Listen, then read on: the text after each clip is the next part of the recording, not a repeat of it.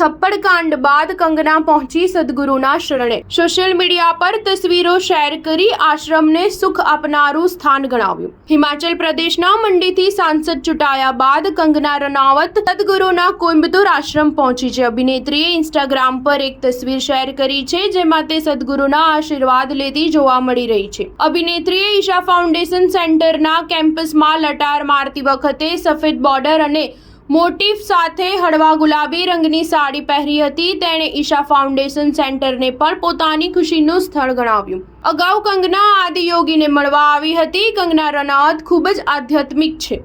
તે અવારનવાર મંદિરની મુલાકાત લે છે અને જ્યારે પણ તેને તક મળે છે ત્યારે તે સદગુરુના આશીર્વાદ લેવા જાય છે। ઇન્સ્ટાગ્રામ પર શેર કરવામાં આવેલી તસવીરમાં સદગુરુ ખુરશી પર બેઠા છે અને અભિનેત્રી તેમના પગ પાસે બેસીને હસતી જોવા મળી હતી। અભિનેત્રીની આ તસવીર ચાહકોનું ધ્યાન ખેંચી રહી છે। તાજેતરના સમયમાં તેમના જીવનમાં ઘણો બદલાવ આવ્યો છે।